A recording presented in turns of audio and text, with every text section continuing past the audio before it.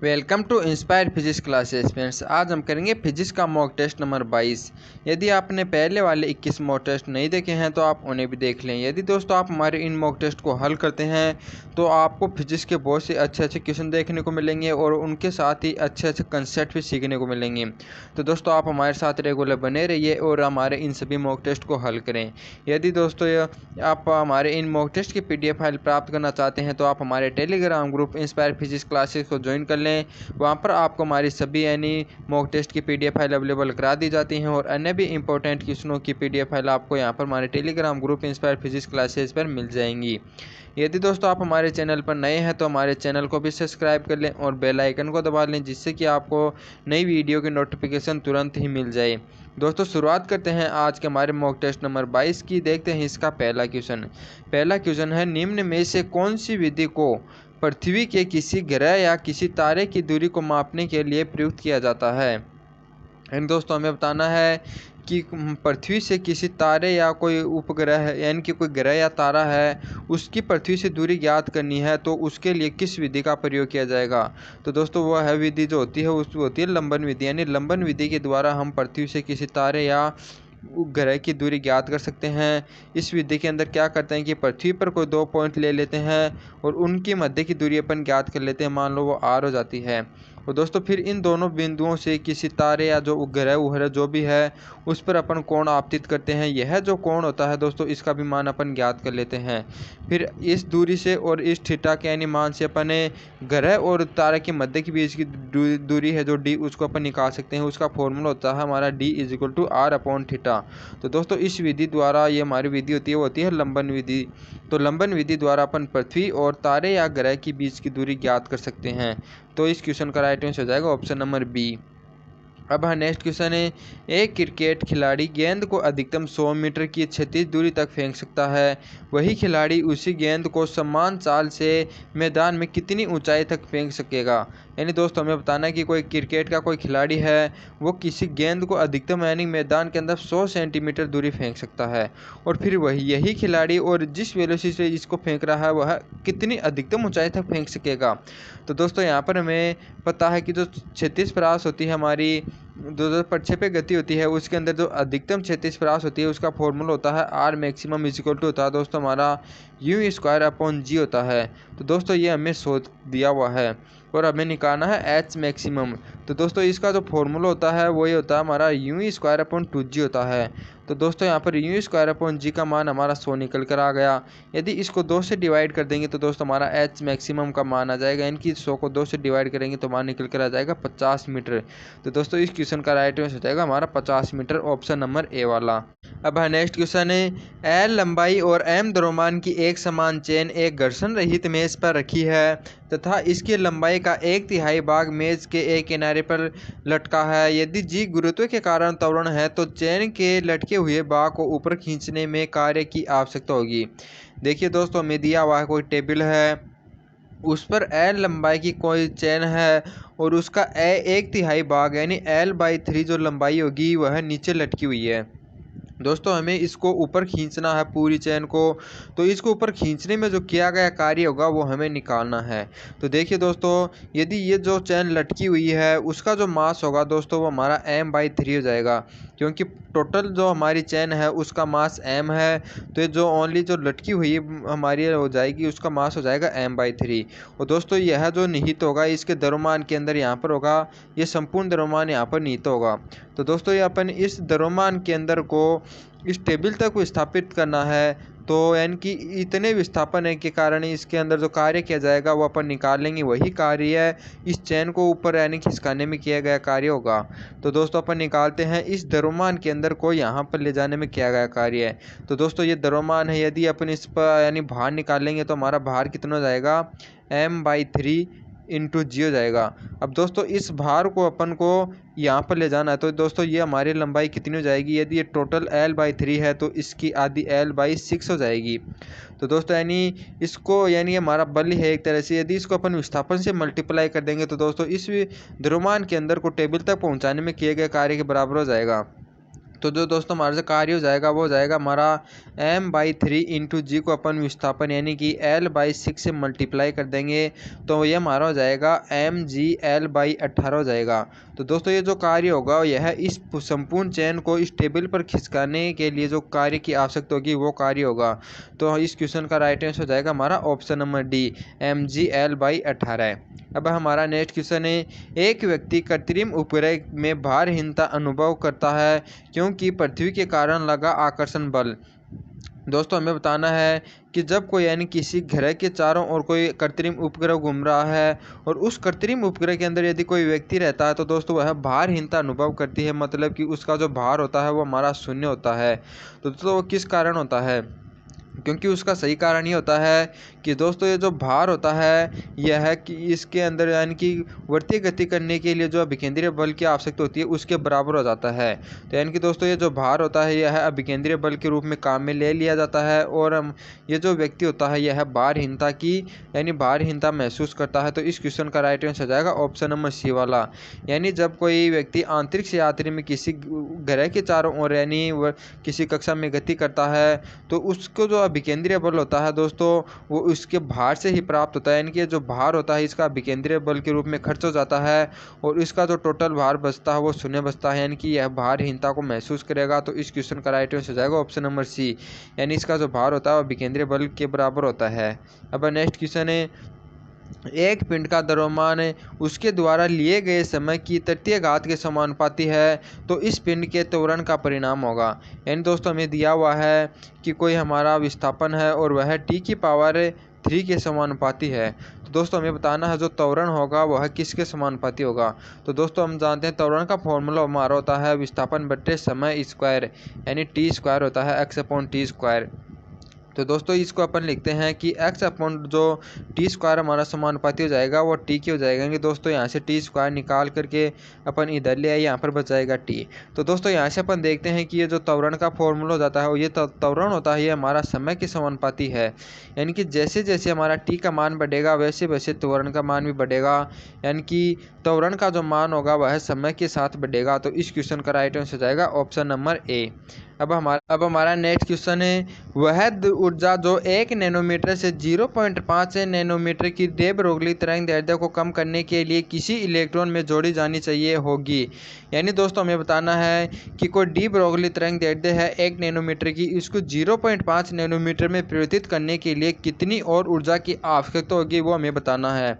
तो दोस्तों हम जानते हैं जो डी ब्रोगली तरंग दैर्ध्य लैम्ब्डा का फॉर्मूला होता है वो हमारा होता है प्लांक नियतांक h/√2mE होता है। दोस्तों यहाँ पर m द्रव्यमान होता है, E एनर्जी होती है। तो दोस्तों यहाँ से अपन देखते हैं जो लैम्ब्डा हमारा जो व्युत्क्रमानुपाती होता है वो एनर्जी के रूट के व्युत्क्रमानुपाती होता है। तो यहाँ से यदि अपन λ1/λ2 का मान निकालते हैं तो दोस्तों हमारा वो हो जाएगा √E2/√E1 हो जाएगा। तो दोस्तों यहाँ से अपन देखते हैं कि λ1 का मान रखेंगे ये हमारा हो जाएगा 1 और λ2 का मान रखेंगे 0.5, यानी 1 में अपन 0.5 से डिवाइड करेंगे तो आएगा हमारा 2। तो दोस्तों यहाँ से अपन देखते हैं कि हमारा E2/E1 हो जाता है ये हमारे 4 के इक्वल हो जाता है। तो फिर इसको आगे सोल्व करते हैं तो E2 = 4E1 हो जाता है। यानी दोस्तों हमारा जो 0.5 नैनोमीटर डी ब्रोगली तरंग दैर्ध्य के अंदर जो एनर्जी है वो हमारी 4E1 हो जाती है। यानी कि यदि पहले E1 है तो बाद में 4E1 हो जाती है। यानी कि दोस्तों कितनी ऊर्जा की और आवश्यकता होगी वो हमारी होगी 3E1 की ओर। यानी यदि E1 के अंदर और 3E1 जोड़ेंगे तो दोस्तों हमारी जो तरंग दैर्ध्य होगी वो 0.5 नैनोमीटर हो जाएगी, यानी कि उसकी ऊर्जा 4E1 हो जाएगी। तो इस क्वेश्चन का राइट आंसर हो जाएगा हमारा ऑप्शन नंबर डी वाला, यानी प्रारंभिक ऊर्जा की 3 गुनी एनर्जी और इलेक्ट्रॉन में जोड़ी जानी चाहिए। यानी कि यदि पहले E1 है 0.5 यानी 1 नैनोमीटर की, यदि इसके अंदर 3E1 और जोड़ देंगे तो दोस्तों हमारी 4E1 हो जाएगी, ये हमारे E2 के बराबर हो जाएगी, यानी कि 0.5 नैनोमीटर की हो जाएगी। तो कितनी और जोड़ी जाएगी वो जाएगी 3E1, यानी पहली ऊर्जा की 3 गुनी, प्रारंभिक ऊर्जा की 3 गुनी, यानी कि राइट आंसर हो जाएगा ऑप्शन नंबर डी। अब नेक्स्ट क्वेश्चन है, एक व्यक्ति स्प्रिंग प्लेटफॉर्म पर खड़ा है तथा स्प्रिंग तुल्ला पर वजन 60 kg भार है। यदि व्यक्ति प्लेटफॉर्म से कूदता है तो स्प्रिंग तुल्ला की माप होगी। यानी दोस्तों हमें बताना है कि कोई यानी प्लेटफॉर्म है उस पर कोई व्यक्ति खड़ा है, यह भार की छलांग लगाकर यानी कूदता है। तो हमें बताना है कि जो ये तुल्ला का जो माप होगा यानी किस प्रकार से परिवर्तित होगा। तो दोस्तों याद रखना, जब अपन यानी कभी भी छलांग लगाते हैं तो अपन यानी छलांग किस प्रकार लगाते हैं। तो दोस्तों पहले से अपन पैरों के द्वारा यानी ज़मीन पर यानी कहाँ पर भी खड़े होते हैं वहाँ पर नीचे की ओर फोर्स लगाते हैं, फिर यानी ऊपर की ओर हमारा प्रतिक्रिया बल लगता है और उस बल के कारण अपन उछल करके बाहर की ओर कूद जाते हैं। यानी पहले पैरों की ओर यानी अपन दबाव लगाएंगे तो दोस्तों यानी जो ये हमारा प्लेटफॉर्म होगा स्प्रिंग का, इसका यानी कि जो मान होगा वो पहले बढ़ जाएगा, यानी कि इस पर भार होगा वह हमारा बढ़ जाएगा। फिर जैसे ही अपन कूद कर यानी इसे दूर से ले जाएंगे तो दोस्तों हमारा भार यानी पूरा हट जाएगा, यानी कि इसका जो भार हो जाएगा वो शून्य हो जाएगा, इसका माप शून्य हो जाएगा। तो इस क्वेश्चन का राइट आंसर हो जाएगा पहले बढ़ेगा और बाद में घटकर शून्य हो जाएगा, क्योंकि जब से अपन अपने पैरों से इसको नीचे की ओर दबाएंगे यानी छलांग लगाने के लिए, तब इसका जो माप होगा वो बढ़ जाएगा। फिर जैसे ही भी अपन छलांग लगाकर इसे दूर चले जाएंगे तो दोस्तों इसका जो भार होगा वो शून्य हो जाएगा, यानी कि इस पर कोई भी भार नहीं रहेगा। तो इस क्वेश्चन का राइट आंसर हो जाएगा ऑप्शन नंबर ए वाला। अब नेक्स्ट क्वेश्चन है, भू स्थिर उपग्रह का आवर्तकाल होता है। यानी दोस्तों भू स्थिर उपग्रह होते क्या हैं, क्या इनके वह उपग्रह जो हमारी जो भूमध्य रेखा होती है उसकी सापेक्ष जो कक्षा होती है उसके अंदर गति करते हैं। और दोस्तों उसकी एक हमारा गुण होता है कि यह पृथ्वी के किसी बिंदु पर हमेशा ही लंबवत रहता है, यानी कि यदि इस बिंदु पर लंबवत है तो यह हमेशा इसी पर ही लंबवत रहेगा, यानी कि यह भू स्थिर होता है, यानी कि भूमि के सापेक्ष स्थिर रहता है। दोस्तों जितने समय में यह जो बिंदु होता है पृथ्वी का गति करता हुआ यहाँ पर आता है, उतने ही समय में ही यह उपग्रह भी करता हुआ यहाँ पर आ जाएगा, यानी कि इसके लंबवत ही रहेगा। और फिर जितने समय में यह हमारा बिंदु होता है फिर से इस बिंदु पर आ जाता है, तो उतने ही समय में यह उपग्रह भी अपनी प्रारंभिक बिंदु पर आ जाएगा। दोस्तों हम जानते हैं पृथ्वी का आवर्तकाल 24 घंटा होता है, कि यह बिंदु 24 घंटे के बाद में फिर से यहाँ पर आ जाएगा। तो भू स्थिर उपग्रह का आवर्तकाल भी 24 घंटे होगा, यानी कि यह भी 24 घंटे के अंदर फिर से यहाँ पर आ जाएगा। तो इस क्वेश्चन का राइट आंसर हो जाएगा ऑप्शन नंबर सी वाला, यानी कि जितना आवर्तकाल पृथ्वी का होगा उतना ही आवर्तकाल भू स्थिर का होगा। यानी दोस्तों भू स्थिर उपग्रह होते हैं वो पृथ्वी के किसी बिंदु पर हमेशा लंबवत होते हैं, इस कारण इसका आवर्तकाल पृथ्वी के आवर्तकाल के बराबर होता है। तो इस क्वेश्चन का राइट आंसर हो जाएगा ऑप्शन नंबर सी वाला। अब नेक्स्ट क्वेश्चन है, ताप वृद्धि से प्रत्यास्थता का गुण होगा। यानी कि दोस्तों यदि अपन टेम्परेचर के मान में वृद्धि करते हैं तो हमें बताना जो हमारी इलास्टिसिटी होती है यानी प्रत्यास्थता होती है वह किस प्रकार से परिवर्तित होती है, यानी उसमें किस प्रकार से चेंज होगा।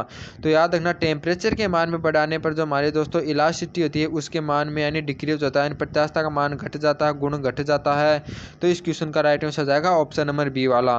अब नेक्स्ट क्वेश्चन है, निम्न में से कौन सा चित्र संवेग पी एवं यानी कि संवेग पी एवं डी ब्रोगली तरंग दैर्ध्य लैम्ब्डा के परिवर्तन को प्रदर्शित करता है। यानी कि दोस्तों हमें बताना है कि ये 4 ग्राफ दी हुई हैं, इनमें से कौन सा ग्राफ है यानी कि तरंग दैर्ध्य यानी कि डी ब्रोगली तरंग दैर्ध्य और संवेग के मध्य यानी संबंध को प्रदर्शित करता है। हम जानते हैं दोस्तों हमारा डी ब्रोगली तरंग दैर्ध्य होता है, उसका जो फॉर्मूला होता है वो प्लांक नियतांक अपॉन में संवेग होता है, यानी एच अपॉन में पी होता है। तो हम देखते हैं जो एच व्युत्क्रमानुपाती होता है संवेग के।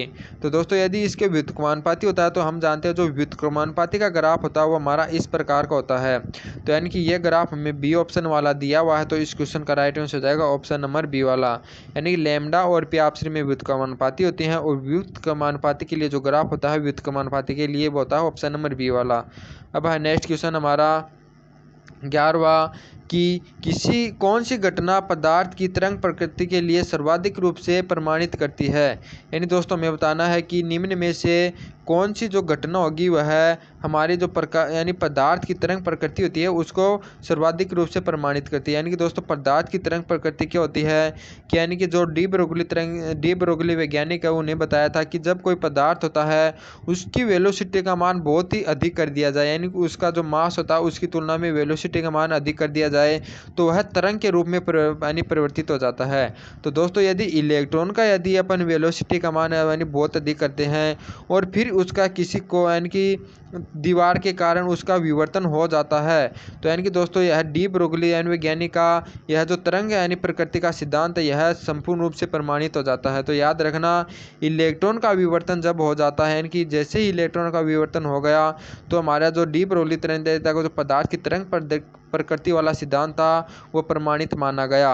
तो इस क्वेश्चन का राइट आंसर हो जाएगा ऑप्शन नंबर डी, यानी इलेक्ट्रॉन का विवर्तन जैसे ही हो जाता है तो अपन मान लेते हैं कि जो पदार्थ होता है उसकी तरंग प्रकृति भी होती है, यानी पदार्थ होता है वह तरंग प्रकृति के रूप में भी पाया जाता है। तो इस क्वेश्चन का राइट आंसर हो जाएगा ऑप्शन नंबर बी।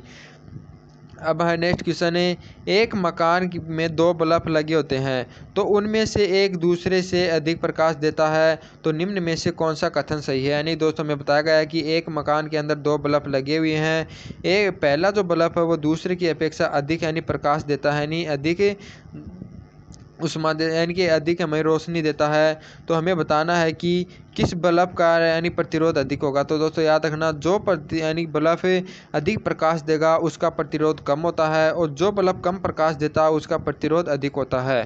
तो यहाँ पर इस क्वेश्चन का राइट आंसर हो जाएगा ऑप्शन नंबर ए वाला, यानी प्रकाशित बल्ब का प्रतिरोध कम रहेगा।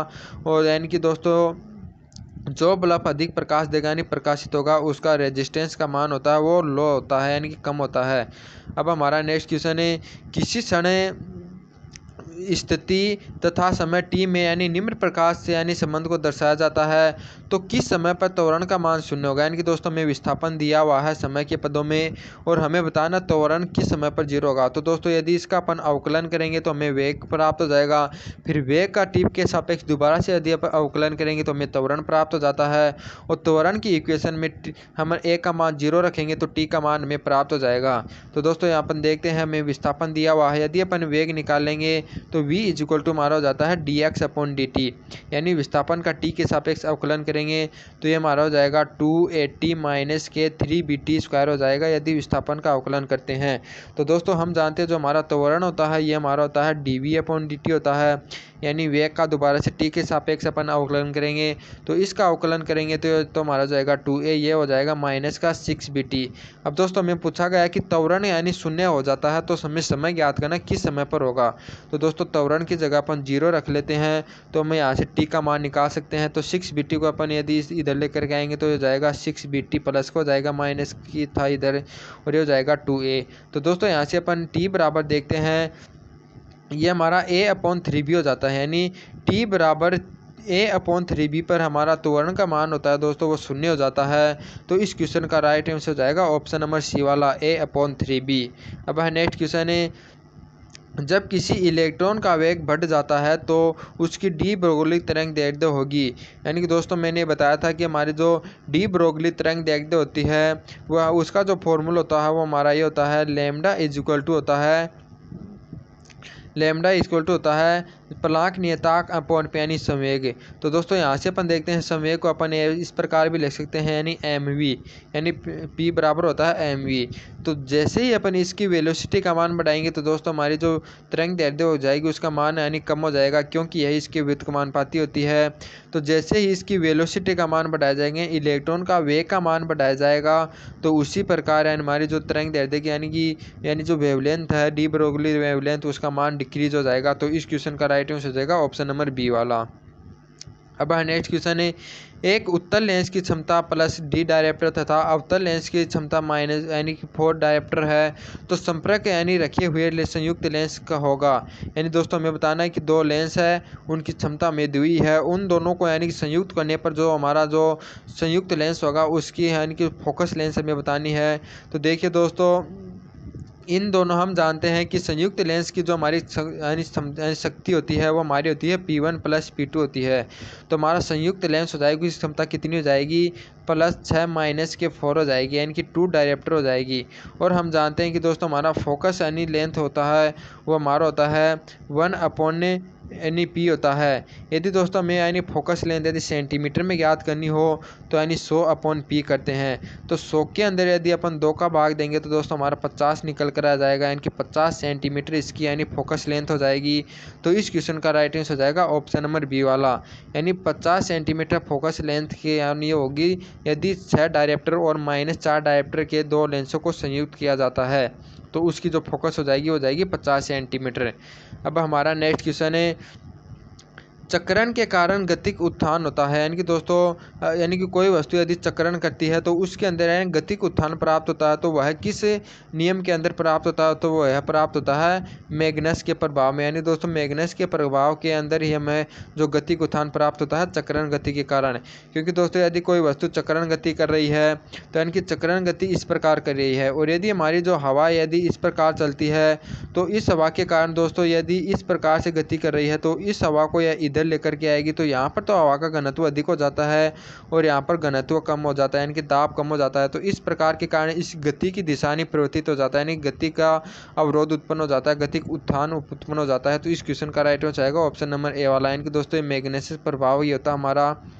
तो अब नेक्स्ट क्वेश्चन है, किसी साबुन के बुलबुले के अंदर अतिरिक्त दाब द्वितीयक यानी साबुन के बुलबुले के अंदर अतिरिक्त दाब के 3 गुना है तो उसके पृष्ठ क्षेत्रफल का अनुपात होगा। यानी कि दोस्तों में दिया गया है कि पहले साबुन का जो दाब अधिक्य है P, वह दूसरे साबुन यानी कि P2 दाब अधिक्य है उसका 3 गुना है। यानी दोस्तों P1 का मान है वह हमारा कितना है 3P2 है, यानी कि दूसरे का 3 गुना है और हमें निकालना है उसके क्षेत्रफल में यानी कि पृष्ठ क्षेत्रफल का अनुपात क्या होगा। तो दोस्तों हम जानते हैं कि जो हमारा दाब आतिक्य का फॉर्मूला होता है वो हमारा होता है 4T/R होता है। तो यानी कि दोस्तों 4T/R, यानी कि जो दाब आतिक्य होता है वह हमारी जो त्रिज्या होगी उसके व्युत्क्रमानुपाती होता है। यानी कि इस प्रकार से अपन R1 और R2 का अनुपात निकाल लेंगे। तो यदि इसका स्क्वायर कर देंगे तो दोस्तों हमारा क्षेत्रफल का अनुपात निकल कर आ जाएगा। तो यदि यहाँ से यदि अपन R1/R2 का मान निकालते हैं तो हमारा हो जाएगा P2/P1 हो जाएगा। तो दोस्तों P2/P1 हो जाएगा। तो P2 का मान यदि अपन P2 रखते हैं और P1 का मान 3P2 रखते हैं तो P2 से P2 हमारा कैंसिल हो जाएगा। तो R2/R1 का हमारा अनुपात निकल कर आ गया M1/3। दोस्तों हम जानते हैं जो क्षेत्रफल होता है वो हमारा πr² होता है। यदि त्रिज्या का स्क्वायर कर देंगे दोस्तों हमारा क्षेत्रफल का अनुपात निकल कर के आ जाएगा। तो इस अनुपात का स्क्वायर करेंगे तो हमारा अनुपात हो जाएगा 1/9, यानी 3 का स्क्वायर 9 हो जाएगा। तो जो हमारा पृष्ठ क्षेत्रफल हो जाएगा उसका अनुपात हो जाएगा 1/9। तो इस क्वेश्चन का राइट आंसर हो जाएगा ऑप्शन नंबर सी वाला। अब है नेक्स्ट क्वेश्चन है, वायु में ध्वनि तरंग की चाल होती है। यानी कि दोस्तों हमारी जो वायु के अंदर जो ध्वनि तरंग की चाल होती है वो हमें बताने किस पर निर्भर करेगी। दोस्तों जो हमारी वायु के अंदर ध्वनि तरंग की जो चाल का फॉर्मूला होता है 40/R, ये होता है हमारा λp/ρ। यानी दोस्तों हमारा जो P होता है ये प्रेशर होता है और ρ होता है ये घनत्व है। तो दोस्तों यानी कि जो वेलोसिटी का मान होता है वह घनत्व के व्युत्क्रमानुपाती होता है, यानी रूट के व्युत्क्रमानुपाती होता है। तो हम जानते हैं दोस्तों यदि आर्द्रता का मान यदि वायुमंडल के मान में यानी बढ़ता है, वायुमंडल के अंदर आर्द्रता यानी बढ़ जाती है तो घनत्व का मान कम हो जाता है। यदि घनत्व का मान कम हो जाएगा तो दोस्तों हमारी वेलोसिटी का मान बढ़ जाएगा। तो इस क्वेश्चन का राइट आंसर हो जाएगा आर्द्रता में वृद्धि होने पर वेलोसिटी का यानी कि है बढ़ती है। यानी कि जो ध्वनि की जो चाल होगी वह आर्द्रता के बढ़ने पर बढ़ेगी, क्योंकि यदि आर्द्रता बढ़ेगी तो हमारा दोस्तों घनत्व कम हो जाता है और यदि घनत्व कम हो जाएगा तो इसकी वेलोसिटी का मान इंक्रीज होएगा, क्योंकि यह इसके रूट के व्युत्क्रमानुपाती होती है वेलोसिटी, यानी घनत्व के रूट के व्युत्क्रमानुपाती होने के कारण वेलोसिटी का मान बढ़ जाएगा। तो इस क्वेश्चन का राइट आंसर हो जाएगा ऑप्शन नंबर सी वाला। याद रखना यदि वायुमंडल के अंदर यदि आर्द्रता का मान बढ़ जाता है तो घनत्व का मान कम होने के कारण वेलोसिटी का मान, ध्वनि की जो वेलोसिटी होगी उसका मान बढ़ जाता है। अब हमारा नेक्स्ट क्वेश्चन है, दो अनंत समतला यानी कि समांतर चादरों के बीच की दूरी d है और उन पर बराबर एवं विपरीत एक समान आवेश घनत्व क्यों है, उनके बीच यानी किसी बिंदु पर विद्युत क्षेत्र होगा। यानी दोस्तों हमें बताना है कि दो प्लेटें हैं हमारी यानी कि समांतर चादर दी हुई हैं और उन दोनों पर जो आवेश घनत्व है वो बराबर दिया हुआ हमारा सिग्मा, लेकिन वह विपरीत है। यदि इस पर प्लस आवेश पर है तो दोस्तों इस पर नेगेटिव आवेश है। तो हमें इसके मध्य बिंदु पर हमें बताना है कि विद्युत क्षेत्र की तीव्रता कितनी होगी। दोस्तों हम जानते हैं यदि किसी प्लेट के कारण इसके नज़दीक किसी बिंदु पर तीव्रता निकालनी हो तो इसका फॉर्मूला होता है σ/2ε0 होता है। दोस्तों ये पॉजिटिव वाली प्लेट के कारण विद्युत क्षेत्र की तीव्रता दोस्तों हमारी इस तरफ हो जाएगी और इसका मान हो जाएगा σ/2ε0। और दोस्तों नेगेटिव प्लेट है यहाँ पर है, यानी कि इस नेगेटिव प्लेट के कारण भी विद्युत क्षेत्र की दिशा इस तरफ नेगेटिव की तरफ हो जाएगी और इसका जो मान हो जाएगा ये हमारा हो जाएगा σ/2ε0। तो दोस्तों इस प्रकार से अपन देखते हैं कि यानी कि दोनों यानी विद्युत क्षेत्र दोनों के कारण विद्युत क्षेत्र की दिशा यानी सेम डायरेक्शन में है, नहीं एक ही दिशा में है, तो इन दोनों का योग कर दिया जाएगा। तो इस बिंदु पर दोनों प्लेटों के कारण यानी टोटल विद्युत क्षेत्र आ जाएगा। तो इन दोनों को यदि अपन ऐड कर देंगे यानी सब्सटेंस कर यानी इन दोनों को जोड़ देंगे तो हमारा हो जाएगा σ/ε0 हो जाएगा। यानी इस क्वेश्चन का राइट आंसर हो जाएगा ऑप्शन नंबर बी। यानी कि दो प्लेटें हैं यानी कि दो चादर हैं, उन पर विपरीत यानी एवं समान आवेश यानी दिया जाता है तो उसके मध्य बिंदु पर जो विद्युत क्षेत्र की तीव्रता होगी वो हमारी हो जाएगी सिग्मा अपॉन एप्सिलॉन नॉट। अब हमारा नेक्स्ट क्वेश्चन है प्रतिरोधकता चालकता के मुक्त इलेक्ट्रॉन के घनत्व का होता है। यानी कि दोस्तों हमें बताना है कि चालक के अंदर जो मुक्त इलेक्ट्रॉन का घनत्व होता है हमें बताना उस पर चालकता किस प्रकार डिपेंड करती है।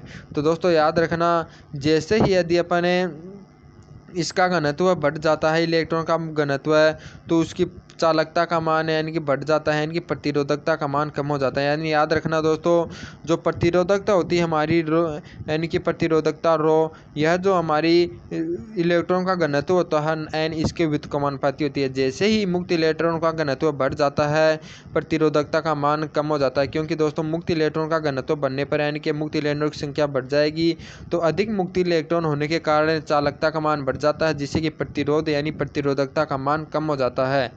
तो याद रखना, जो प्रतिरोधकता होती है यह मुक्त इलेक्ट्रॉन के व्युत्क्रमानुपाती होती है, यानी इलेक्ट्रॉन का जो घनत्व होता है उसके व्युत्क्रमानुपाती होती है। तो इस क्वेश्चन का राइट आंसर हो जाएगा ऑप्शन नंबर बी। अब हमारा नेक्स्ट क्वेश्चन है पृथ्वी चुंबकीय क्षेत्र यानी पृथ्वी चुंबकीय क्षेत्र के साथ चुंबक की भांति व्यवहार करती है, तो भौगोलिक रूप से इस दिशा में, यानी कि दोस्तों हमें बताना है कि जो हमारी पृथ्वी होती है वो चुंबक के यानी पृथ्वी होती है चुंबक क्षेत्र के यानी साथ यानी चुंबक की भांति व्यवहार करती है, तो इसकी दिशा में बतानी किस तरफ होगी। तो दोस्तों याद रखना, जो हमारी पृथ्वी होती है उसके अंदर जो चुंबकीय क्षेत्र की दिशा होती है वो किस प्रकार की होती है दोस्तों, यानी कि चुंबकीय क्षेत्र दक्षिण से निकलती हैं और उत्तर में प्रवेश करती हैं। यानी कि जो चुंबकीय क्षेत्र की दिशा होती है पृथ्वी के कारण यानी कि भौगोलिक यानी कि वो होती है दक्षिण से लेकर के उत्तर की तरफ होती है। तो इस क्वेश्चन का राइट आंसर हो जाएगा हमारा ऑप्शन नंबर बी वाला, यानी पृथ्वी के लिए जो हमारे चुंबक की जो दिशा हो जाएगी चुंबकीय क्षेत्र की वो जाएगी दक्षिण से उत्तर की तरफ। इस क्वेश्चन का राइट आंसर हो जाएगा ऑप्शन नंबर बी वाला। अब नेक्स्ट क्वेश्चन है लोहा चुंबकीय गुण से अनुचुंबकीय गुण में यानी में संक्रमण का ताप कहलाता है। यानी कि दोस्तों हमें बताना है कि जिस टेम्परेचर पर कोई लोहा चुंबकीय पदार्थ के है उसका जो गुण होता है वो अनुचुंबकीय पदार्थ के में परिवर्तित हो जाता है, तो हमें बताना है वो टेम्परेचर कितना होता है, उस टेम्परेचर को क्या कहा जाता है। दोस्तों यह जिस टेम्परेचर में चेंज होता है लोहा चुंबकीय से अनुचुंबकीय में, वह टेम्परेचर हमारा कहलाता है क्यूरी ताप।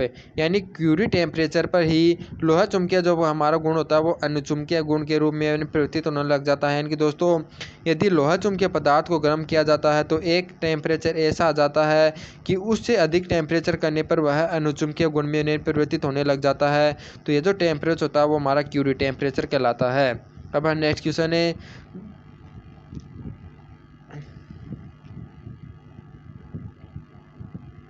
नेक्स्ट क्वेश्चन है परिनालिका को यदि एक बैटरी से जोड़ा जाता है जिसे उसमें एक स्थायी यानी धारा प्रवाहित होती है, यदि एक लोहे की करोड़ को परिनालिका में प्रवेश कराया जाता है तो धारा का मान होगा। यानी दोस्तों में दिया हुआ है कोई हमारी परिनालिका है उसको किसी बैटरी से जोड़ा गया है और उसके अंदर यानी स्थायी धारा प्रवाहित की जाती है, यानी धारा का मान आई यानी स्थायी रखा जाता है। यदि उसके अंदर किसी लोहे की करोड़ को यदि प्रवेश कराया जाता है तो दोस्तों यानी हमें बताना है कि इसमें जो हमारी धारा का होगा आई का मान वो किस प्रकार से परिवर्तित होगा। तो दोस्तों याद रखना, जिस प्रकार जैसे ही अपने इसमें लोहे की करोड़ उत्पन्न करेंगे तो यह इसका विरोध करेगी, यानी कि जो इसमें धारा प्रवाहित हो रही है वो उसका विरोध करेगी, यानी इसके कारण भी इसके विपरीत दिशा में यानी कि इस धारा की विपरीत दिशा में कुछ धारा यानी उत्पन्न होती है। तो यानी कि दोस्तों अपन देखते हैं कि परिनालिका के अंदर जो टोटल यानी कि धारा होती है उसके मान में कमी हो जाती है, क्योंकि इस करोड़ के यदि जैसे ही परिनालिका में प्रवेश करवाते हैं तो कुंडली में यानी कि यदि इस डायरेक्शन में धारा बह रही है तो यह कुंडली को अल्प मान की धारा इसके विपरीत दिशा में प्रवाहित करती है। तो यानी कि यदि इस धारा के मान में कमी हो जाती है पहले वाली धारा के मान में, तो इसका राइट आंसर हो जाएगा ऑप्शन नंबर बी वाला। यदि परिनालिका के अंदर यदि अपन लोहे की करोड़ को प्रवेश कराते हैं तो धारा का मान घट जाएगा, तो इस क्वेश्चन का राइट आंसर हो जाएगा ऑप्शन नंबर बी। अब हमारा नेक्स्ट क्वेश्चन है किसी ऐसी परिपथ में संधारित्र में वोल्टता एवं धारा के मध्य कलांतर होगा। यानी दोस्तों हमें बताना है कि कोई ऐसी परिपथ है और उसके अंदर यदि संधारित्र को जोड़ा गया है तो हमें यानी कि धारा होगी और जो वोल्टता होगी वी उसके मध्य हमें बताना है कलांतर कितना होगा, यानी कला के अंदर अंतर कितना होगा। तो दोस्तों याद रखना, यदि परिपथ के अंदर संधारित्र जुड़ा होता हो तो जो धारा होती है वह जो हमारी वोल्टेज होती है उससे π/2 कलांतर आगे होती है, यानी कला में π/2 आगे होती है। यानी वोल्टेज और जो हमारी धारा होती है उसके अंदर जो कलांतर होता है दोस्तों वो π/2 का होता है, यानी धारा का मान वोल्टेज से आगे होता है कला के अंदर π/2। तो इस क्वेश्चन का राइट आंसर हो जाएगा ऑप्शन नंबर बी वाला। यानी यदि सी जुड़ा हो यानी संधारित्र जुड़ा हो तो यानी VC तो हमारा यहाँ पर होता है और धारा यदि यहाँ पर हो, यानी कि जो वोल्टेज का मान होता है यह है π/2 धारा से पीछे ही होता है। अब है नेक्स्ट क्वेश्चन है, विद्युत चुंबकत्व के अपने प्रसिद्ध समीकरण में मैक्सवेल ने किस अवधारणा को प्रतिपादित किया? प्रत्यावर्ती धारा, विस्थापन धारा, प्रतिबाधा या प्रतिघात गणित। तो दोस्तों याद रखना जो हमारा एम्पियर का नियम है वो हमारा इस प्रकार है दोस्तों, B.dl इसका जो बंद समाकलन होता है दोस्तों ये हमारा किसके इक्वल टू होता है, ये हमारा होता है म्यू नॉट यानी कि सिग्मा आई, यानी कि जो दोस्तों यानी एम्पियर धारा है। तो इस समीकरण को जो मैक्सवेल ने संशोधित किया दोस्तों उसने इस प्रकार लिखा, यानी कि दोस्तों धारा के मान में उसमें धारा एक और धारा जोड़ दी, यानी सिग्मा के अंदर I0 प्लस ID जोड़ दिया दोस्तों। यानी कि इसने ID क्या होती है दोस्तों, यहाँ पर हमारी ये विस्थापन धारा है। यानी कि दोस्तों मैक्सवेल का जो तृतीय समीकरण है उसने जो हमारा एम्पियर के नियम में समीकरण दी थी उसको संशोधित करके इस प्रकार लिखा, यानी उसने जो हमारी जो विस्थापन धारा होती है इसको और यानी अवधारणा को यानी प्रतिपादित किया, यानी कि दोस्तों हमारी जो विस्थापन धारा होती है उसको अधिक एक्सप्लेनेशन के साथ हमने बताया मैक्सवेल ने। तो इस क्वेश्चन का राइट आंसर हो जाएगा ऑप्शन नंबर बी वाला। यानी कि जो हमारा मैक्सवेल है उसकी जो तृतीय समीकरण है उसके द्वारा उसने हमारी जो विस्थापन धारा होती है उसकी अवधारणा को प्रतिपादित किया। तो इस क्वेश्चन का राइट आंसर हो जाएगा ऑप्शन नंबर बी वाला। दोस्तों इसी क्वेश्चन के साथ हमारा आज का वीडियो समाप्त होता है। तो ये वीडियो आपको कैसी लगी आप कमेंट करके जरूर बताइएगा। दोस्तों आज की क्वेश्चन आपको कैसी लगी है भी आप हमें कमेंट कर जरूर बताइएगा। जय हिंद दोस्तों। यदि आपको ये वीडियो अच्छी लगी हो तो आप इसके लाइक करें और इसको ज़्यादा से ज़्यादा शेयर करें। जय हिंद दोस्तों।